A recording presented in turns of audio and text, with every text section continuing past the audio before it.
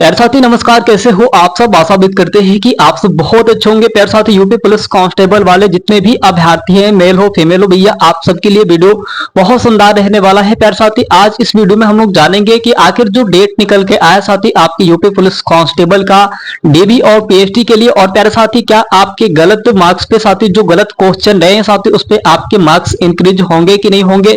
प्यारे साथी आपके जो कट ऑफ के कितने चरण आएंगे, और साथी आपके पिछले साल आपके एक ही पोस्ट पे था यानी कि सिविल पुलिस पे था, इस बार आपके 7 पोस्ट पे साथी वैकेंसी रही है। और साथी यहाँ पे अगर हम लोग ये भी बात करें साथी आपके कि भाई यहाँ पे 98, 102, 105, 110, 115, 120, 125, 130 और 135 वाले भाई किस किस पोस्ट पे रहेंगे, क्या कैसे सिलेक्शन होंगे, और साथ ही यहाँ पे गलत प्रश्नों पे भाई नंबर मिलेगा कि नहीं मिलेगा, रिजल्ट कब तक आ जाएंगे। और साथ ही यहाँ पे अगर हम लोग बात करें कि डीवीपीएसटी कब से स्टार्ट होने वाले हैं, सभी साथी वीडियो को ध्यान देना। कल के ही नोटिस एक बहुत वायरल चल रहा है और आप सबको तो पता भी होगा प्यारे साथी, स्क्रीन पे आप देख भी सकते हो, ठीक है प्यारे साथी। अगर हम बात करें यूपी पुलिस कांस्टेबल का, देखो भैया सबका यही इंतजार है यूपी पुलिस कांस्टेबल का जो है साथी, रिजल्ट कब तक आ जाएंगे, कब तक आएंगे, सबके मन में ये सवाल है और सबने ये आवाज उठाए हैं कि भाई कब तक आ जाएंगे। देखो भैया अगर हम बात करें, देखो आपके डीबीपीएसटी का एक नोटिस आया है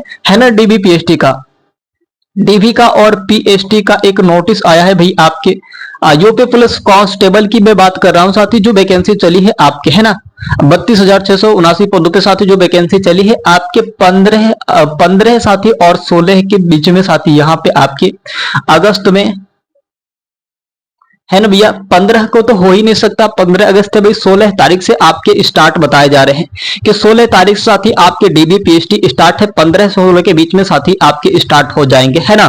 तो भाई यहाँ पे अब ये भी नहीं देखा जाता साथी कि त्योहार है या फिर कुछ है, 15 अगस्त तो मन ही जाएंगे, मनने के बाद भी साथी आपकी डीबी पीएचडी स्टार्ट होंगे, क्योंकि सरकारी काम है ना, तो उसमें पाबंदियां नहीं देखी जाती, उसमें नहीं देखा जाता साथी कि आपके किस त्योहार में क्या हो रहे है ना, आपके समय पे आपका कार्य होते हैं।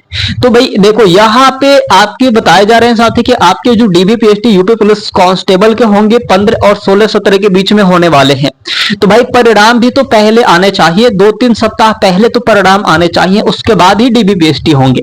होमगार्ड में आपने देखे कि नहीं, होमगार्ड में भाई आपके 28 को रिजल्ट आया है ना, 28 जून 2026 को रिजल्ट आया, 13 जुलाई 2026 से स्टार्ट हुए डीबीपीएचडी, यानी कि आपके उसमें 2 और साथी इसमें 3, यानी कि 15 दिन बाद आपके पूरे देखे गए। ऐसे ही साथी आपके 17 दिन बाद आपके एसआई का भी हुआ। तो भाई कांस्टेबल के भी बहुत जल्द ही रिजल्ट आने की संभावना है कि नहीं है भाई। आप खुद सोच लो कि भाई अगर इसके बीच में अगर आपके डीबीपीएचडी हो रहे हैं भाई, और नोटिस भी आपने देख लिए होंगे, अगर आपने नहीं देखे तो भाई मैंने स्क्रीन पे भी दिखाया, आपने शायद देख लिए होंगे, है ना।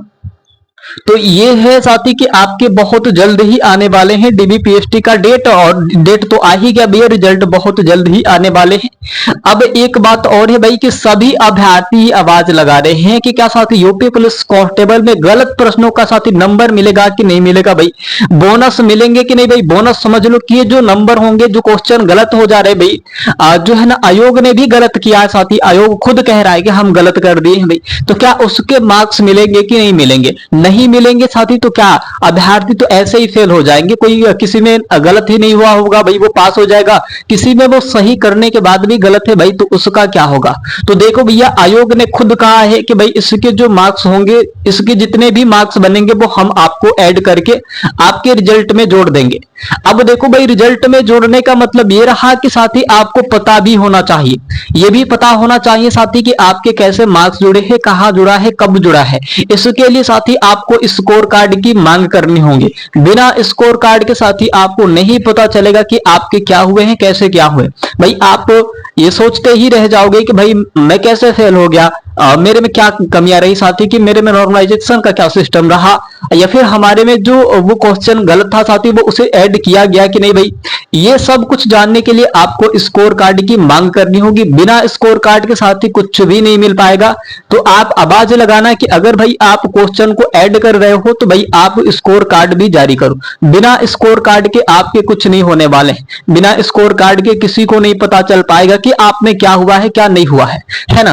अब साथ ही ठीक है भैया, आयोग ने ये भी कह दिया है कि हम आपके मार्क्स को ऐड कर देंगे। कब तक ऐड करेगा भाई? जब आपके रिजल्ट आएंगे तो उसी में ऐड करके देगा आपको, है ना। अब साथ ही यहाँ पे आपके 98, साथ ही यहाँ पे 102, 105, 110, 115, 20 और 25, 30, 35। प्यारे साथी, इसके जो आंकड़े हैं 35 के थोड़ा सा कम है। आंसर की नहीं आया था तो बहुत ज्यादा था, 80% था, लेकिन आंसर की आने के बाद साथ ही ये अब हो चुका है 15 से 20% हो चुके हैं, बहुत कम हो चुका है ना। कंपटीशन आपके इसमें ही है भाई, 15 से 25 के बीच में, 15 से 25 के बीच में ही कंपटीशन आपके सबसे ज्यादा है ना। 95% साथी अभ्यर्थी यहाँ पे 115 से 125 के बीच में है और कंपटीशन यहीं पे सबसे ज्यादा हो रहा है भाई, है ना। ये भी वाले सिलेक्शन होंगे, 102 वाले भी होंगे, 105 वाले भी होंगे, 10, 15, 20, 25, 30, 35 वाले सब होंगे सिलेक्शन, लेकिन आपके पोस्ट के हिसाब से होंगे। देखो भैया, आपके इसमें 7 पोस्ट शामिल है ना। एक तो साथी आपकी सिविल पुलिस है,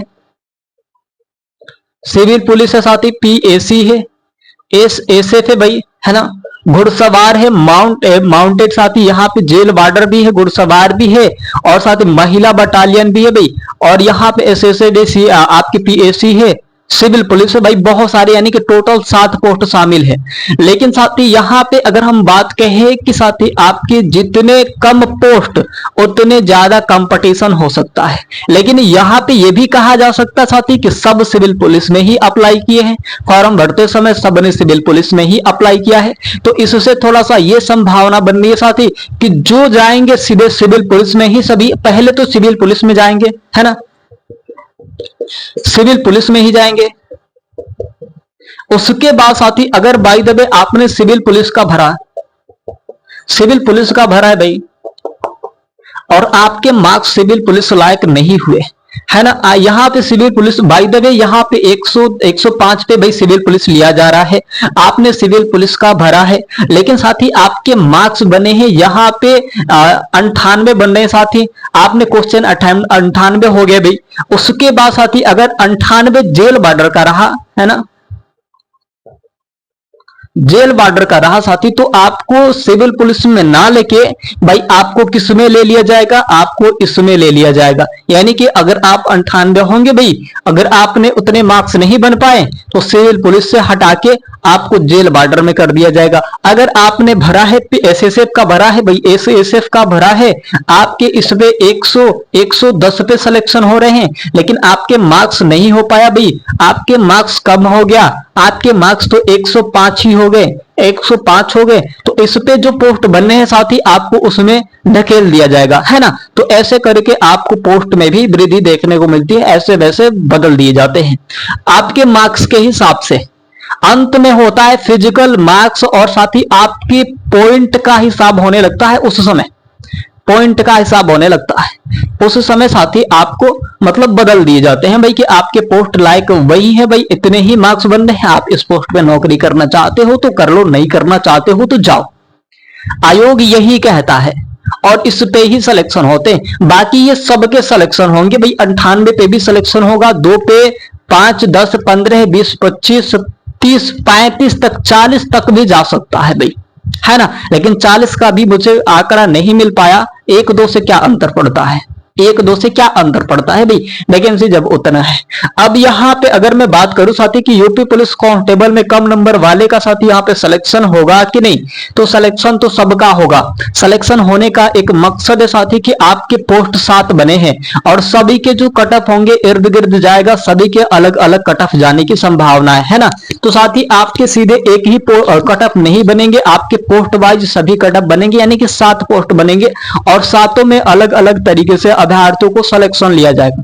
बिना साथी यहाँ पे देखो पिछले साल जो वैकेंसी थी 60,000 प्लस पदों पे, तो उसमें 60,000 साथी आपके केवल सिविल पुलिस थे, तो सभी केवल सिविल पुलिस में ही सिलेक्शन हुए। एक ही कटअप बना, एक ही झटके में सब कुछ खत्म हो गया। लेकिन यहाँ पे अगर मैं बात करूं साथी, तो यहाँ पे आपके 7 पोस्ट बने हैं और 7 पोस्ट के अलग अलग कटअप जा रहे हैं ना, तो अलग अलग कटअप जाएंगे तो अलग अलग तरीके से सिलेक्शन भी होंगे।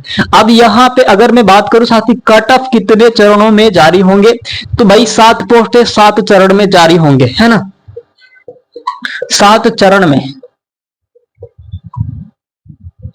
जारी होगा भाई, 7 चरण में आपके पूरे जारी होंगे। याद रखना कि भाई आपके जो ये चरण है आपके पूरे 7 बन के आएंगे, 7 पोस्ट है तो 7 चरण में ही आपके काम होंगे। बिना साथी ऐसे कुछ नहीं होगा, आपके सभी के सिलेक्शन होंगे, कम मार्क्स वाले का भी होगा, ज्यादा मार्क्स वाले का भी होगा। बस थोड़ा सा आपको धैर्यता बना के रखना है, नॉर्मलाइजेशन के सिस्टम आप में जुड़ जाएंगे भाई, आपके अच्छे भविष्य होंगे। यानी कि हाथ के लकीर थोड़ा सा अगर उच्च भविष्य वाला होगा भाई, तो आपके नॉर्मलाइजेशन बेहतर होंगे और आप तो हमें लगता है कि सिविल पुलिस भी पार कर जाओगे, है ना। मेरे साथ ही आशा उम्मीद है कि आपसे बहुत अच्छे होंगे। आपके डीबी पीएचडी के लिए भी डेट वगैरह जारी हो चुके हैं, लेकिन साथ ही अभी ये संभावित है। लेकिन याद रखना कि उसी समय पे ही आपके डीबी पीएचडी होंगे, यानी कि 16-17 के बीच में ही साथ ही आपको डीबी पीएचडी स्टार्ट हो जाएंगे यूपी पुलिस कांस्टेबल का। उसके बीच में साथ ही आपके होमगार्ड के फिजिकल भी चलेंगे, उसके बाद आपके यूपी पुलिस कांस्टेबल के फिजिकल चलेंगे। फिर से साथ ही आपकी वैकेंसी लगातार आ रही है। याद रखना कि आपको मेहनत करना है, जम के भाई सिलेक्शन लेना है, तो ठीक है यार। साथ ही आशा उम्मीद है कि आपसे बहुत अच्छे होंगे। आप सब अपना बहुत सारा ख्याल रखिएगा और अपने सेहत का भी बहुत सारा ख्याल रखिएगा यार। साथ ही चलते हैं, मिलेंगे साथ ही। धन्यवाद, जय हिंद, वंदे मातरम।